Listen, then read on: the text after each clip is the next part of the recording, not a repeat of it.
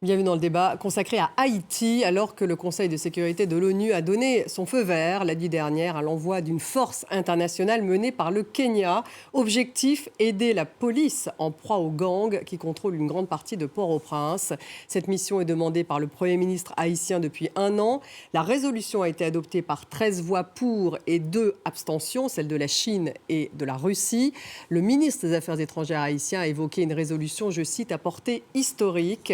La mission devrait durer 12 mois avec une réévaluation au bout de 9 mois. Le Kenya a promis 1000 policiers et sera coordinateur. Ces policiers doivent former leurs homologues haïtiens. Ils devront aider à sécuriser les points névralgiques de l'île pour que la vie quotidienne puisse reprendre son cours. Ils peuvent prendre des mesures d'urgence, y compris procéder à des arrestations. La Jamaïque, la Barbade, les Bahamas ou encore Antigua participeront en hommes. Les États-Unis, quant à eux, apporteront 100 millions de dollars. En Haïti, 2800 meurtres ont été commis dans les 9 derniers mois. 150 groupes armés procèdent à des enlèvements contre rançon et contrôlent une grande partie de Port-au-Prince.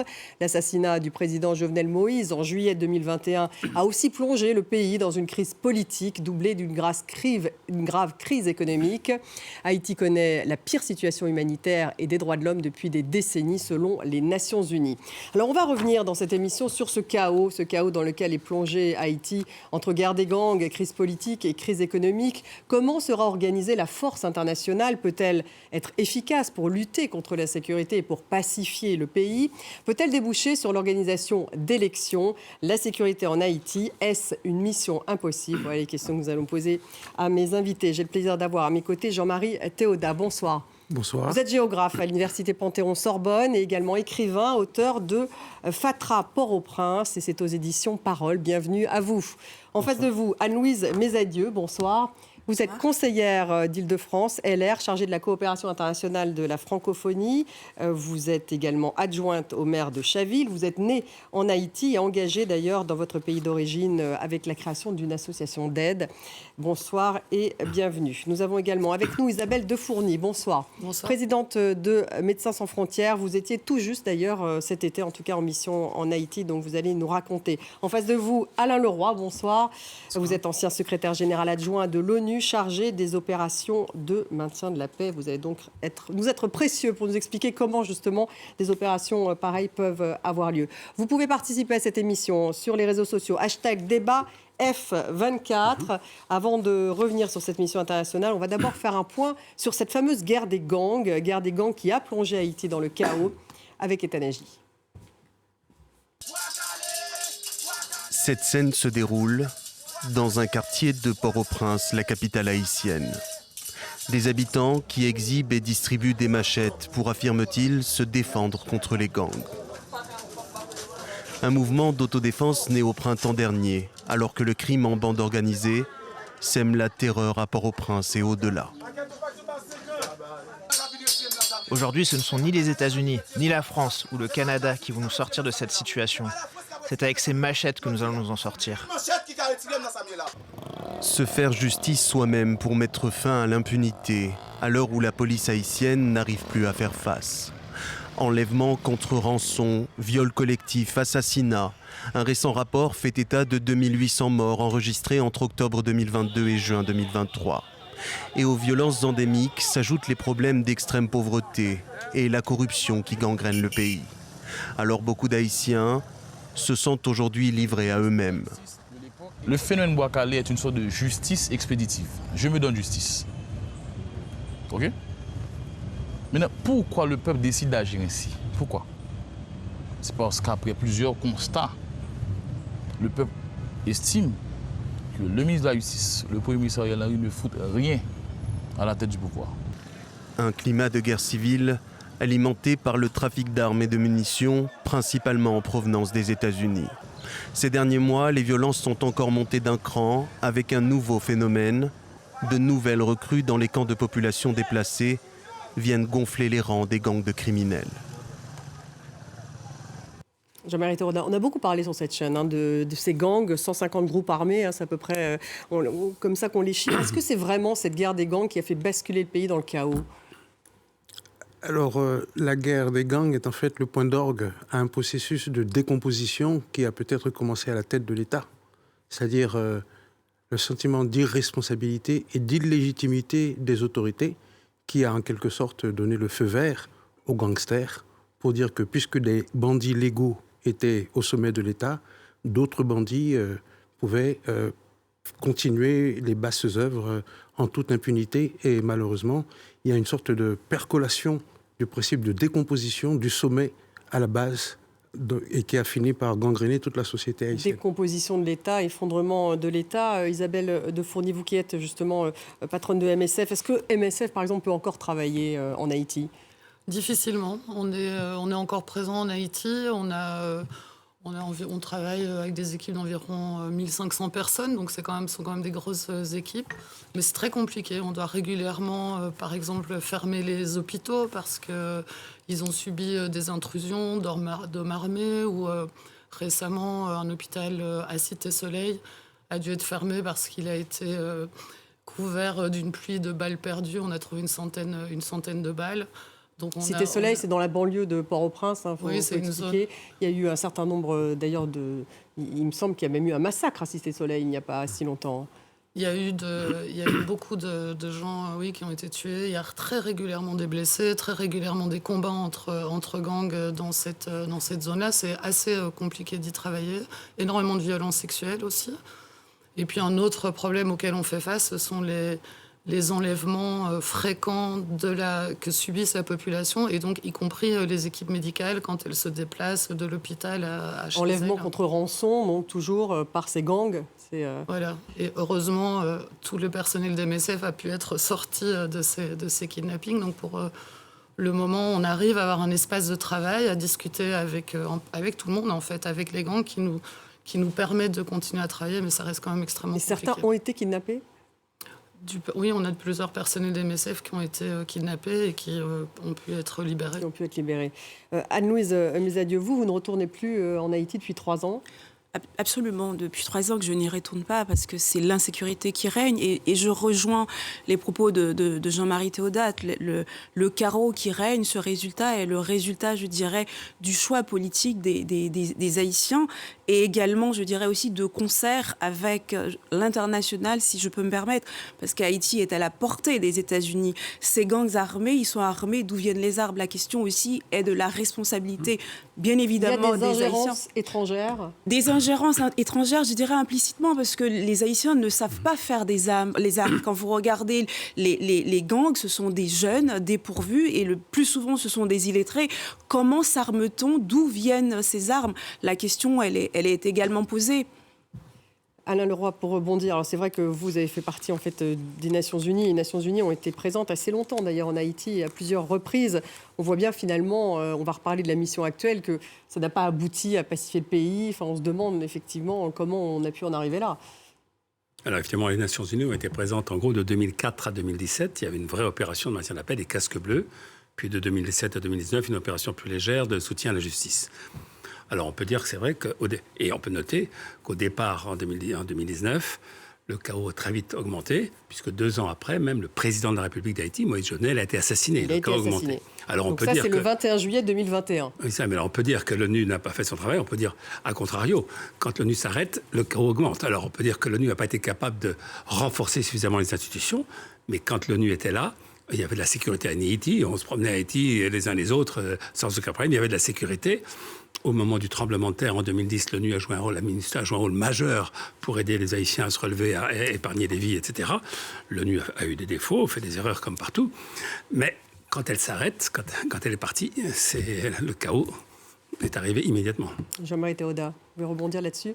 C'est bien là le problème. C'est-à-dire que lorsque l'on a, par exemple, une fuite à la maison, on ne se contente pas de mettre le doigt sur la fuite, on appelle les plombiers. On a l'impression que les missions onusiennes en Haïti n'ont servi qu'à colmater une fuite qui, plus structurellement, aurait mérité l'intervention d'un plombier, c'est-à-dire trouver une véritable solution de rechange. Et malheureusement, le doute que nous avons aujourd'hui en Haïti, c'est de voir la mission actuelle répéter les mêmes erreurs d'autrefois. Il faudrait tirer les leçons. Tirer les leçons. Un mot sur la situation politique tout de même. Depuis l'assassinat de Jovenel Moïse, est-ce que ça s'est aggravé ? Le chaos total. Haïti est devenu un véritable trou noir dans la Caraïbe, avec l'absence de toute autorité légitime. Il n'y a pas de président élu, nous n'avons pas de chambre de sénateurs, pas de députés, les maires n'ont aucune légitimité, c'est-à-dire nous sommes une démocratie en perdition. Le Premier ministre, pas le président, bien sûr, Ariel Henry, a demandé donc l'intervention d'une force internationale depuis plus d'1 an, et ainsi d'ailleurs que le secrétaire général de l'ONU. Le Conseil de sécurité de l'ONU a donc fini par donner son feu vert à l'envoi de cette mission internationale qui est censée être une force internationale. La mission va être coordonnée par le Kenya, qui a promis 1000 policiers. Elle sera financée en partie donc par les États-Unis. On va faire un point en images avec Ludovic Defoucault. Please raise their hand. Les bras se lèvent au Conseil de sécurité de l'ONU. 13 voix pour, 2 abstentions, la Russie et la Chine. Aucune voix contre. Le projet de résolution a été adopté. Une mission de soutien à la sécurité forte de 1000 personnes vient d'être officiellement créée pour apporter un soutien opérationnel à la police haïtienne. Le ministre des Affaires étrangères du pays caribéen est soulagé. Plus qu'un simple vote, il s'agit en fait d'une expression de solidarité avec un peuple en détresse. C'est une lueur d'espoir pour le peuple qui subit depuis trop longtemps les conséquences d'une situation politique, socio-économique, sécuritaire et humanitaire difficile. Situation difficile, c'est peu de le dire, alors que des gangs contrôlent la majorité de Port-au-Prince, que les viols sont utilisés comme arme de terreur, que les enlèvements et les assassinats violents se multiplient. C'est ce qui explique peut-être pourquoi il aura fallu attendre 1 an pour trouver un volontaire qui prendrait la tête de cette mission. Ce sera le Kenya, qui voilà un moyen de renforcer sa stature sur la scène internationale, alors que le pays a déjà participé à plusieurs opérations de maintien de la paix sur le continent africain. Pour nous au Kenya, cette mission revêt une importance particulière et une urgence cruciale. Nous avons fait l'expérience de la force du colonialisme, ainsi que de la lutte longue, difficile et frustrante pour la liberté contre ceux qui peuvent influencer les institutions internationales pour faire échouer la justice. Particularité de cette force, elle ne sera pas onusienne. En effet, les Nations Unies ont une histoire compliquée en Haïti, les casques bleus ayant importé l'épidémie de choléra qui a fait plus de 10 000 morts depuis 2010. Certains d'entre eux ont aussi été accusés de viol par des organisations de défense des droits de l'homme. Ces mêmes organisations qui s'inquiètent aujourd'hui de voir la police kenyane exporter des abus. Les forces de l'ordre du pays africain sont en effet accusées d'exécutions extrajudiciaires et de torture depuis des années. Et nous allons tout de suite à Nairobi, justement, au Kenya, retrouver notre correspondante Élodie Cousin. Élodie, bonsoir. Le Parlement du Kenya doit d'abord valider cette mission. Et cette force kenyane, elle fait aussi débat à Nairobi. Oui, beaucoup de nombreuses organisations de défense des droits de l'homme ont réagi aujourd'hui. Beaucoup se disent très inquiètes par cette décision. Elles questionnent le fait d'envoyer 1000 policiers kenyans en Haïti. Déjà parce que la police ici n'est pas connue pour son respect des droits de l'homme. La police a une très mauvaise réputation et encore plus ces derniers mois, depuis que l'opposition a régulièrement organisé des manifestations contre le coût de la vie chère. Toutes ces manifestations ont été violemment réprimées par les forces de l'ordre. J'ai interviewé cet après-midi le directeur exécutif d'Amnesty International Kenya et qui me rappelait qu'en 6 mois de violence au Kenya, en 6 mois de violences policières, il y a eu 50 morts et une centaine de blessés dans le pays. Et aucun membre des forces de l'ordre n'a été poursuivi pour les méthodes qui ont été déployées contre les Kenyans. D'ailleurs, des organisations comme la Société civile nationale du Kenya souhaitent se rendre devant les tribunaux pour questionner ce déploiement. L'autre problème, c'est également soulevé, c'est que ce déploiement est de toute façon inconstitutionnel. En effet, selon la Constitution du Kenya, cette mission doit d'abord être approuvée par le Conseil national de sécurité et il nécessite, comme vous l'avez dit, l'approbation du Parlement. Enfin, il est également souligné ici, notamment par les membres de l'opposition, que les forces de l'ordre kenyanes ne parlent ni créole ni français et auront donc du mal à être prêtes d'ici le début de l'année 2024 pour ne serait-ce communiquer avec la population lors de nos missions. Et beaucoup estiment donc que c'est une réelle erreur d'envoyer ces policiers. Merci. Mais malgré toutes ces critiques, le gouvernement s'est dit très confiant, avançant notamment les missions déjà organisées en Somalie, en République démocratique du Congo. Et le gouvernement estime que de toute façon, cette mission ne pourra être bénéfique pour le pays et ne donner qu'une bonne image du pays. Merci Élodie Cousin, donc en direct de Nairobi. Anne-Louise Mesadieu, il faut la faire cette mission ou pas? Parce qu'on voit qu'elle est questionnée même au Kenya, a priori elle va se faire. Est-ce que ça va aider le peuple haïtien? Est-ce que ça va aider à remettre de l'ordre? Est-ce que cela va aider? Alors, le ministre des Affaires étrangères a salué bien sûr cet élan de solidarité.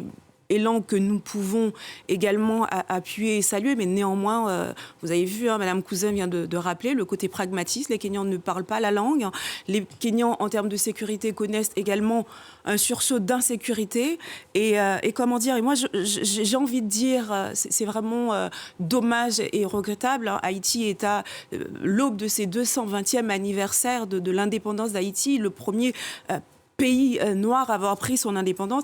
Et aujourd'hui, on se retourne vers le Kenya. Bien sûr qu'on salue la proposition du Kenya, mais néanmoins 1000 hommes, et on connaît la problématique d'Haïti, les gangs sont réellement armés. On s'interroge sur la capacité des Kenyans à pouvoir assurer ne serait-ce que la barrière de la langue. Ils ne parlent pas le créole, ils ne parlent pas le français. Les Haïtiens, malheureusement, on connaît un taux d'analphabétisme, les gens ne parlent pas nécessairement français, encore moins l'anglais. Comment vont-ils communiquer? Et nous gardons également à l'esprit le Népal qui a été en Haïti, Haïti après qui a connu cet élan, je dirais, de choléra où les gens ont été affectés. Donc il y a toutes ces questions que nous sommes en droit de nous poser. On va revenir justement sur cette MINUSTA, comme on l'appelait, cette mission des Nations Unies, Alain Leroy, pour rebondir sur ce que vient de dire justement Anne-Louise Mesadieu. On a beaucoup dit, la MINUSTA est restée 13 ans en Haïti, c'est bien ça, elle a quitté le pays il y a 6 ans, vous en parliez, elle a apporté le choléra, il y a eu aussi des violations de droits humains. Donc comment tirer les leçons de cela lorsqu'une nouvelle force d'intervention, justement, va aller en Haïti? En tenant compte des réalités. On sait très bien que toute armée étrangère qui vient dans un pays, rien n'est parfait, elle ne connaît pas le pays, souvent elle ne parle pas la langue. C'est le cas malheureusement partout. Si l'ONU intervient, soit la MINUSTA et des casques bleus, soit une opération spécifique comme là aujourd'hui, c'est parce que c'est le chaos absolu, c'est une demande extrême du gouvernement haïtien. Bien sûr qu'on préférait d'autres solutions. L'ONU, comme on dit toujours, a été créée non pas, comme disait Dag Hammarskjöld, non pas pour emmener l'humanité au paradis, mais pour la sauver de l'enfer. On est vraiment dans cette situation-là. Si le gouvernement haïtien, soutenu par beaucoup de forces haïtiennes, demande une intervention, c'est qu'il y a un chaos absolu. Et alors là, ce n'est pas une intervention onusienne. Oui, donc est-ce que s'explique aussi parce que l'ONU est restée trop longtemps? Oui, alors je pense effectivement, quand il y a eu 13 ans, on a envie de changer. Vous avez rappelé l'affaire du choléra, bien sûr. Donc il y a une image, la MINUSTA a apporté beaucoup, mais a apporté aussi des éléments négatifs. Personne n'en disconvient. Mais je note que dans la résolution qui a été adoptée hier, le Conseil de sécurité rappelle que c'est avant tout au gouvernement haïtien, je cite, qu'il incombe d'assurer la sécurité, la stabilité et le respect de l'état de droit et des droits humains et de protéger les civils sur l'ensemble du territoire haïtien. Tout le monde est d'accord là-dessus. Quand le gouvernement haïtien considère qu'il ne peut pas le faire, il fait appel à ceux qui acceptent de l'aider. Isabelle Dufourny, vous qui étiez là-bas cet été, est-ce que la population haïtienne souhaitait une intervention de ceux que vous avez, avec qui vous êtes entretenus? Mais c'est sûr qu'on est dans une situation intenable avec cette violence endémique. Et qu'il y a une demande forte, parce que le quotidien est devenu impossible, une demande forte que cette violence s'arrête ou diminue. Alors, je ne vais pas avoir la prétention de répondre au nom de toute la population haïtienne, mais c'est vrai, et j'en ai été aussi surprise, et on tient ça en compte aussi dans notre raisonnement, c'est vrai que régulièrement, dans différents quartiers, une partie de la population espère que cette intervention pourra améliorer le quotidien, en tout cas permettre qu'un quotidien reprenne, aller à l'hôpital, à l'école, travailler. Donc il y a une vraie attente, Jean-Marie Théodat, tout de même de la part de la population haïtienne, lorsqu'on leur annonce qu'il va y avoir une mission de soldats qui vont former des soldats haïtiens pour maintenir l'ordre. C'est-à-dire, la population haïtienne est en attente d'une main secourable. La question est de savoir, est-ce que celle que l'on nous tend aujourd'hui est la bonne? C'est-à-dire, est-ce qu'elle est pourvue d'un bon mandat? Est-ce qu'elle est pourvue surtout d'intentions telles que cette mission se fasse au service du peuple haïtien? Parce qu'il s'agit d'une mission pour permettre aux gangsters, par exemple, de disparaître dans la nature. Parce que la mission ne sera pas opérationnelle avant le mois de janvier. Donc d'ici au mois de janvier, qu'est-ce qui se passe concrètement? Nous sommes en train de parler d'une situation d'urgence. On nous annonce une mission qui peut-être sera opérationnel d'ici le mois de janvier. Cela veut dire que, à notre sens, la communauté internationale n'a pas véritablement pris la mesure du désarroi du peuple haïtien. Et si nous sommes aujourd'hui dans la situation d'accepter une mission qui a été décidée internationalement, nous sommes également en droit de demander des clarifications sur la nature du mandat. Alors cette mission elle a été décidée finalement le 25 septembre. Il y a eu cette approbation du Conseil de sécurité, mais il y a eu cette visite du chef du Pentagone donc à Nairobi, au Kenya justement. Le ministre de la Défense kényan, donc Aden Duale, qui a signé un accord de défense avec les États-Unis, avec Lloyd Austin. Le chef du Pentagone a parlé justement de 100 millions de dollars de soutien, justement dans le cadre de cette intervention kenyane en Haïti. On va écouter Lloyd Austin, c'était donc le 25 septembre dernier. Je remercie le ministre de la Défense du Kenya, dont le pays s'est porté volontaire pour prendre la direction de la force internationale de sécurité en Haïti. Les États-Unis sont prêts à soutenir cette mission en fournissant une solide assistance financière et logistique. Nous avons l'intention de travailler avec le Congrès pour obtenir le financement de 100 millions de dollars et nous exhortons les autres membres de la communauté internationale à suivre l'exemple du Kenya en intensifiant leurs efforts pour fournir davantage de personnel, d'équipement, de soutien, de formation et de financement. Anne-Louise Mesadieu, les Américains n'y vont pas. En tout cas, là, c'était vraiment la décision. Ils financent, mais ils n'y vont pas. Et c'est vrai qu'il y avait eu, on se souvient tous de l'intervention américaine, donc du temps de Bill Clinton, lorsque justement ils avaient entraîné le départ de la junte à l'époque et installé le père Jean-Bertrand Aristide. Est-ce que les Américains là se disent on ne veut pas y aller, ou est-ce que c'est la population haïtienne qui ne souhaite pas que les Américains y aillent? Je ne dirais pas que c'est la population haïtienne qui ne souhaite pas la présence des Américains, ou comme on aurait pu aussi penser la présence des Français ou des Canadiens. Parce qu'il s'agit d'un enjeu, je ne dirais pas, qui ne dépend pas uniquement de la sécurité d'Haïti. Haïti se situe, comme je disais tout à l'heure, non loin des États-Unis. Vous avez la République dominicaine également qui est à côté, c'est la même île. Et eu égard aux liens historiques qui nous unissent entre la France et Haïti, je dirais qu'il s'agit d'une volonté commune, pas uniquement des Américains. Moi, je ne dirais pas que les Haïtiens ne veulent pas d'une présence américaine. Peut-être les Américains ont-ils tardé, les Français également, le Canada également. D'ailleurs, Trudeau a été le premier à être monté au créneau. Oui, mais pour l'instant, on parle d'une force kenyane, alors qu'effectivement, le Canada s'était impliqué beaucoup. Absolument, d'où l'interrogation. Que fait l'international, cher Alain, pardonnez-moi. C'est vrai, on salue ce geste du Kenya. Il a fallu que le Kenya se propose. Et on connaît toutes les problématiques kenyanes. Et on sait l'incapacité également du peuple kényan à gérer ses propres problèmes. Je dirais, les États-Unis ont leur rôle à jouer, la France, le Canada. Et pardonnez-moi Pour vous, la communauté internationale, en tout cas, comme disait Jean-Marie Théodal, ne prend pas la mesure du problème. Je ne sais pas si elle ne prend pas la mesure du problème. Néanmoins, elle n'apporte pas de solution. Et je ne dirais pas que ce sont les Haïtiens qui ne veulent pas de la présence des Américains. Je sais aussi qu'on a une peur. On a une peur, je dis, peut-être liée au passé, une peur de dire on ne veut pas d'ingérence, ce qui s'entend, ce qui se comprend. Néanmoins, le peuple haïtien est à genoux et il faut apporter une solution. Et la solution, je doute fort qu'elle vienne uniquement du Kenya, sachant également, si vous suivez l'actualité, vous voyez, les Haïtiens sont dépossédés de leur cerveau. Il y a beaucoup de policiers qui partent par le biais du plan Biden, qui quittent Haïti parce que Haïti est devenu invivable. Est-ce qu'on regarde sans rien dire ou sans rien faire? Est-ce qu'on apportera les aides supplémentaires au Kenya? Point d'interrogation, en tout cas pour ma part, je l'espère. Alain Leroy, parce que là, effectivement, on parle donc du Kenya. Il y a la Jamaïque, la Barbade, les Bahamas et Antigua qui ont dit qu'ils allaient participer en hommes.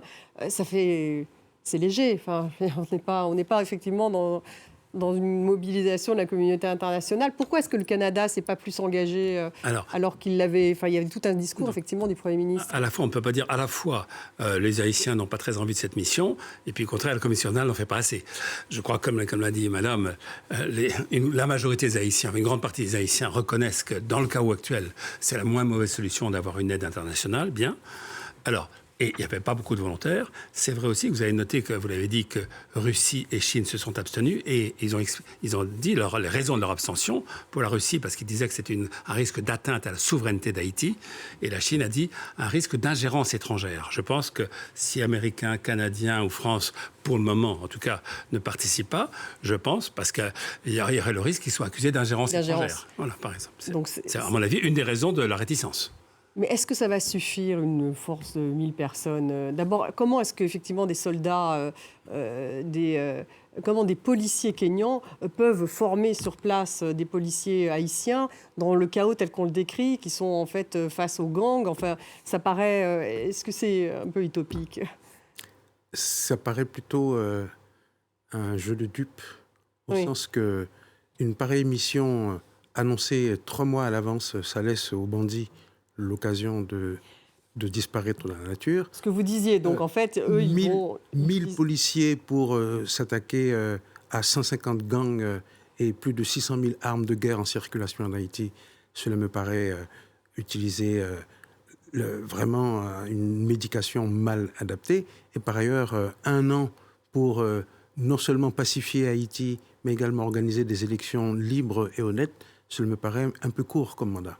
Un peu court comme mandat, mais c'est l'objectif. C'est-à-dire que l'idée, c'est tout de même que ça soit suffisamment pacifié pour qu'il y ait une organisation d'élections. L'art est long et le temps est court. Oui, mais pour résoudre cette crise politique, il faut faire des élections en Haïti. Je pense que le Kenya, comme tout autre candidat à l'aide à Haïti, serait la bienvenue. Mais l'objectif final, c'est quand même de doter ce pays d'une force de police et de forces armées capables de remplir les fonctions régaliennes comme cela se fait dans tout pays normal. Parce que nous n'allons pas, à intervalles réguliers, faire appel à des forces étrangères pour faire un travail de sécurité qui relève de la responsabilité des Haïtiens eux-mêmes.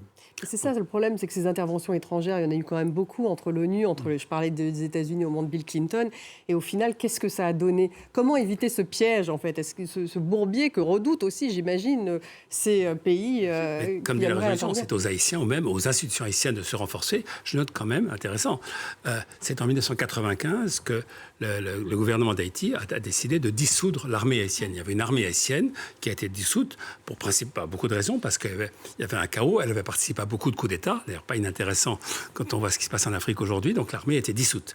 Donc les seules forces de sécurité sont la police nationale haïtienne. Est-ce qu'elle est suffisante tout seule pour le faire? Clairement pas, on voit bien la situation d'aujourd'hui. Donc trouvons des solutions, celle-là n'est pas parfaite, je suis bien d'accord, mais c'est au moins un renforcement. Peut-être je suis d'accord que 1000 policiers, à mon avis, ça n'est pas suffisant, bien sûr, compte tenu la force de la MINUSTAH avait environ 9000 hommes. Bien. Et alors, sur la langue, la MINUSTAH, il y avait des Brésiliens, des Argentins, etc., qui ne parlaient pas la langue, mais en tout cas, entre forces de sécurité, on comprend, on arrive à se comprendre. Mais je suis d'accord que 1000 policiers qui ne connaissent pas du tout la région, ça me paraît un peu faible. Mais Alain Leroy, alors la MINUSTAH... On en sait 1000 au départ. On parle ensuite de 2000 dans un deuxième temps. Donc, mais renforcé par qui? Donc là, on a vu la Jamaïque, la Barbade, les Bahamas, Antigua, mais pour l'instant, il n'y a pas d'autres candidats. Non, mais ça, c'est classique dans une opération. On annonce une opération, elle est, comme je dis, elle a été non pas décidée par l'ONU, mais autorisée par l'ONU. C'est différent, ce ne sont pas des casques bleus. Elle n'est pas financée par l'ONU, ce ne sont pas des contributions obligatoires, c'est des contributions volontaires, d'où la contribution des États-Unis. Il y aura sûrement d'autres contributions financières. Et de la même façon qu'il y aura aussi d'autres contributions en troupes. Ça a été décidé hier soir. On va voir, le Kenya s'est prononcé. Forcément, il y aura d'autres contributions. J'ignore aujourd'hui lesquelles. Isabelle de Fourny, que peut être le rôle de la société civile? Bon, on sait que l'Église, par exemple, joue un rôle important, une sorte de médiateur. Elle pourrait participer justement à une pacification du pays? Sans doute, c'est difficile d'imaginer à terme une sortie de cette crise politique, sociale, économique, sanitaire, sans à un moment ou à un autre une médiation et un dialogue. Enfin, parce qu'un des gros problèmes aussi de ces forces internationales, c'est qu'elles doivent s'appuyer sur un État existant. Et aujourd'hui, en Haïti, c'est ça qui rend aussi la situation très complexe, quoi. Il faudrait de fait qu'il y ait des élections, qu'il y ait un gouvernement légitime, et puis alors une aide extérieure pourrait venir appuyer ce gouvernement. Ici, on est dans une situation très complexe, finalement, par le fait que le gouvernement soit presque inexistant, hein, ce qui explique le chaos complet Mais est-ce qu'il peut se reconstruire de l'intérieur, Jean-Marie Théodat, en parallèle d'une intervention extérieure? Est-ce qu'il peut y avoir une prise... Est-ce qu'à l'intérieur du pays, la force de police... Il n'y a plus d'État, en fait, c'est ce que vous dites. Il y a un effondrement donc, des autorités étatiques. Il y a la société civile, quand même, qui est forte et politisée, en plus, en Haïti. Là, elle est impuissante face, justement, à ces gangs. Il y a l'Église. Donc, il y a tout de même des partis, justement, civils qui pourraient s'engager, peut-être un peu plus. Vous avez prononcé le mot magique. Il y a la société. Au-delà de la société civile, il y a la société haïtienne. Et c'est elle qui, depuis ce processus de décomposition de l'État, donne le change.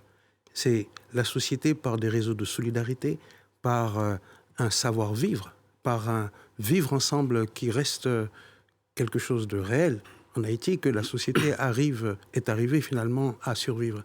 Et je pense qu'une intervention étrangère doit se faire justement en coordination avec les quelques éléments qui restent de cette société, qui s'expriment... Qui, par exemple, donc des chefs de parti, vous pensez des à chefs de parti, vous parliez tout à l'heure des responsables des églises, des responsables des associations, mais également ce qu'on appelle les collectivités territoriales, les maires, les CASEC. Il y a dans ce pays des ressources humaines qui ont été systématiquement ignorées. On a préféré renforcer les ONG plutôt que de reconstruire l'État par la base, c'est-à-dire là où précisément il y a des ressources encore vivantes capables de régénérer l'État. Et en fait, les ONG, au départ, ça devait être une bonne action, entre guillemets, et finalement, ça a déplacé le problème. Enfin, qu'est-ce qui s'est passé? Lorsqu'il y a un incendie, personne n'a envie de voir les pompiers camper dans son salon ad vitam aeternam. Une fois l'urgence passée, il faut passer à autre chose. Il faut passer à la reconstruction. Les ONG avaient du sens dans une période d'urgence, mais après, pendant toute la période qu'a duré l'occupation onusienne d'Haïti, il y avait du temps, il y avait de l'argent, il y avait surtout des ressources humaines. Et puis il y a eu beaucoup de corruption aussi, il faut le rappeler, à ce moment-là. Donc... Et c'est bien là le problème, c'est-à-dire il ne faut pas que cette mission soit l'occasion de la répétition des erreurs des missions passées. Mais comment on fait justement pour ne pas répéter les erreurs? On parlait tout à l'heure de corruption et d'ONG. C'est vrai que la corruption est un frein, je dirais, aux aides apportées aux ONG.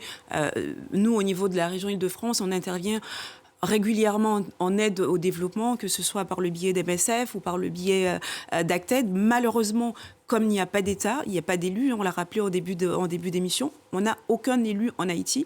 Donc il est plutôt préférable, il est par opportunité, je dirais, de travailler avec les ONG, ce qui n'est pas une solution sur le long terme. Jean-Marie l'a dit, ce n'est pas une solution sur le long terme parce qu'il faut faire avec les citoyens. Mais comment conjugue-t-on avec les citoyens quand il n'y a pas d'État, quand il n'y a pas de règles, quand la corruption, malheureusement, est omniprésente en Haïti. Et en 2010, on a parlé de milliards, de milliards et de milliards.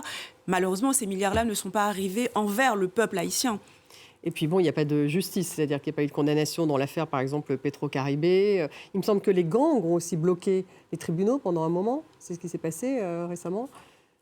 Si on fait une sorte de lien logique entre les scandales, la corruption et l'éclosion des gangs, les premiers gangs sont apparus sur la scène publique en Haïti en 2018, au moment où des manifestations publiques massives pour demander des comptes au gouvernement ont été justement dispersés par des gangs, par des bandes armées. Donc ils étaient utilisés par le pouvoir. Qui étaient utilisés par le pouvoir. On va dire par les pouvoirs, parce qu'en Haïti, c'est un pouvoir à plusieurs têtes. Et ce sont ces gangs qui sont, on va dire, partis dans la nature, dont on a perdu le contrôle, et qui aujourd'hui menacent ceux-là même qui les avaient créés. C'est-à-dire ? Leurs commanditaires, la classe bourgeoise, cette élite des affaires. Donc ils sont devenus autonomes, ils n'ont plus vraiment de commanditaires à proprement parler. Ils deviennent des violons sans maître. Mais la musique continue. Mais la musique continue. Allez-y. Oui, non. Et comme vous l'avez dit, donc c'est le grand chaos. Les gangs ont beaucoup commencé à partir de 2018, je rappelle. L'ONU s'est arrêtée en 2017. Elle avait été capable, à Cité Soleil et ailleurs, de combattre très fortement contre les gangs. Ça avait joué un rôle majeur. Bien. Mais néanmoins, sur l'affaiblissement des institutions, pour moi, il y a 3 facteurs principaux. vous l'avez dit, la corruption. Il y en a 2 autres très importants. Le trafic de drogue. Haïti est malheureusement placé entre l'Amérique du Sud et les États-Unis et la Floride. Et c'est un terre de transit. Et la drogue arrive énormément et corrompt une grande partie de la classe politique. Bien. Et le 3e élément, après corruption et trafic de drogue, c'est j'ai oublié ce que je veux dire. Corruption, drogue. Corruption, drogue. Armes. Oui, trafic des armes. Trafic des armes. Et là, vous avez la trilogie. Trafic des armes, parce que ça arrive en particulier à partir de la Floride. Et là-dessus, la résolution donne bien comme mission, comme mandat à la mission, de lutter un embargo sur les armes. Elle vote un embargo sur les armes, la totalité des armes d'Haïti. Et donc ça, c'est d'ailleurs, la Chine a poussé dans ce sens également. Ça, c'est évidemment un facteur majeur. Maintenant, il faut faire appliquer cet embargo. Parce que où achètent-ils les armes essentiellement ? Beaucoup viennent de Floride. Beaucoup viennent de Floride, donc là, il suffirait que les Américains disent c'est terminé. Oui, je pense que c'est un peu ce que les Chinois ont demandé dans la résolution pour que les Américains soient plus forts qu'ils ne font jusqu'aujourd'hui pour limiter le trafic d'armes en provenance de Floride. Sans vouloir jeter la pierre aux Américains, ils ne sont pas capables de surveiller et de contrôler le flux d'armes à l'intérieur de leur propre territoire. Je vois difficilement comment aujourd'hui ils pourraient nous protéger, nous Haïtiens, de ce même fléau. Mais en même temps, vous disiez, les gangs, il y a des ingérences étrangères, il y a donc, si effectivement ça se passe aussi en dehors de Haïti. Ça se passe en dehors de Haïti, mais avec, disons, la complicité tacite des autorités américaines. Parce que il ne faut pas oublier que ce que nous pouvons appeler l'espace maritime haïtien est totalement verrouillé par les marines qui surveillent les flux de voyageurs clandestins, de migrants haïtiens, des boat people, pour les empêcher donc d'atteindre les côtes de Floride. Mais en revanche, on laisse passer toute la contrebande en provenance de la Floride. C'est dire donc qu'il y a une surveillance sélective du trafic à travers le détroit de Floride et il faudrait que les Américains collaborent véritablement au renforcement de l'État haïtien. Ils ne veulent pas, ils ne le souhaitent pas. Non, je ne suis pas d'accord. Enfin, c'est clair qu'ils ne font pas suffisamment, mais la résolution va les forcer à le faire plus. Si on voit encore beaucoup de trafic d'armes, on dirait, venant de Floride, forcément, il y aura violation de la résolution. Donc les Américains vont être forcés d'en faire plus. Est-ce qu'ils arriveront suffisamment ? Je ne sais pas. Mais c'est vrai qu'aussi, en Haïti, les gangs contrôlent en grande partie des ports. Et le port de Port-au-Prince. Et donc là, le jour où les gangs seront neutralisés, ça limitera l'entrée des armes qui arrivent en contrebande. On peut dire que c'est quand même un premier pas positif à Louise Mesadieu que ce vote, cette résolution, malgré tout, même si elle n'est pas à la dimension qu'on le souhaiterait, même si effectivement, pour l'instant, on parle surtout du Kenya et pas d'autres pays. Oui, absolument. Cette résolution, je dirais, elle est à saluer parce que le peuple étant à terre, nous avons besoin du soutien. La résolution, elle ne va pas, hélas, résoudre tout. On l'a dit, corruption... Haïti est la plaque tournante de la drogue, pardonnez-moi, mais la drogue profite à qui ? Bien sûr, il y a de connivence avec les Haïtiens qui surveillent, mais les pauvres ne peuvent pas s'acheter de la drogue. Donc il faut qu'il y ait une réelle volonté, drogue, corruption. Et il appartient également au peuple haïtien de prendre son destin en main et de dire quels sont les choix politiques que nous voulons pour le pays, pour pouvoir être autonome, pour ne pas avoir à demander à chaque fois, tous les 5 ans, une aide de l'extérieur. Il faut qu'ils en aient la capacité, en fait, de se prendre en main. C'est ça aussi, peut-être, Isabelle de Fourny. Qu'ils en aient la capacité, j'imagine que le peuple haïtien a la capacité, c'est un concours de circonstances. Mais avec un effondrement tel de l'État, tel que vous le décrivez. Extrêmement dramatique aujourd'hui en Haïti. Donc, j'espère que c'est l'arrivée de cette force. Ça représente un espoir quand même. On va voir, je suis d'accord avec tout ce qui s'est dit, ça paraît insuffisant, mais espérons que la fréquence des violences puisse déjà se réduire et que la population y voit une amélioration. Ce sera déjà une étape, quoi. Le gouvernement haïtien parle d'une lueur d'espoir. C'est une lueur d'espoir, exactement. Auprès d'une population désespérée, ce sont ces termes. Jean-Marie Théodat, c'est une première étape pour vous quand même ou pas ? Je ne vais pas faire un blanc-seing à la mission de l'ONU. Je pense que le peuple haïtien attend des résultats. Nous avons besoin d'avoir un signal fort. Par exemple, la mise sous les verrous des criminels les plus notoires, la traduction devant la justice de tous ceux qui ont... comment faire fonctionner cette justice aujourd'hui ? Parce qu'on a l'impression, effectivement, que dans les affaires de corruption, il n'y a pas eu de condamnation. Mais vous savez, en fait, elle ne fonctionne pas. Lorsqu'il y a des crimes contre l'humanité, on n'hésite pas à extrader les criminels pour les juger à La Haye, par exemple. Et je pense que certains comme Barbecue, comme Iso, Tilapli seraient bien... Ce sont des chefs de gang. Hein, les grands chefs de gang, les plus notoires. Il faut les juger sur des auspices internationaux, de façon à donner à leurs sanctions, à leurs peines, l'éclat le plus solennel possible, pour dire que ce qui se fait ici en Haïti, c'est l'enjeu de la démocratie, c'est l'enjeu du principe républicain qui est aujourd'hui qui est important. Donc la Cour pénale internationale pourrait, par exemple, être utilisée en Haïti, enfin en tout cas. Absolument. C'est ce que vous souhaiteriez. On sait par exemple que les femmes et les fillettes sont particulièrement victimes de la violence des gangs. Et il y a tout un mouvement, justement, des féministes haïtiennes pour porter la question devant la Cour internationale, parce que les autorités haïtiennes ne s'occupent de rien, et encore moins de ces victimes particulièrement vulnérables. Isabelle Defourny, vous avez rencontré ces femmes, justement, qui demandent justice, quitte à faire appel à une justice internationale? J'ai rencontré beaucoup de femmes qui ont été victimes de diverses violences sexuelles. C'est très impressionnant, extrêmement triste et beaucoup trop fréquent. Donc oui, ça c'est un des très très gros problèmes. On parle de violence, il y a beaucoup de blessés, il y a des personnes assassinées, mais les violences contre les femmes, c'est une des horreurs de ce contexte. Quotidienne, quoi. Aujourd'hui, quotidienne, oui. Alain Leroy, ça serait possible, ça, qu'il y ait effectivement un recours au tribunal de La Haye pour ce type de criminel? C'est possible. Par exemple, le Conseil, même si Haïti, je ne sais pas si Haïti a adopté les statuts de la Cour pénale internationale, même si ce n'est pas le cas, le Conseil de sécurité peut décider de transférer un cas au Cour pénale internationale. Donc c'est tout à fait possible. Voilà. Voilà, c'est la conclusion. Merci en tout cas d'avoir participé à cette émission. Voilà ce qu'on pouvait dire sur cette résolution de l'ONU. Donc cette force d'intervention qui a été votée la nuit dernière pour intervenir en Haïti. Merci beaucoup Jean-Marie Théodat. Merci Isabelle Defourny. Merci beaucoup Alain Leroy. Merci Anne-Louise Mesadieu. Merci à vous tous de nous avoir suivis. Vous restez avec nous sur France 24. On se retrouve demain. Vous pouvez retrouver cette émission sur les réseaux sociaux et également en podcast.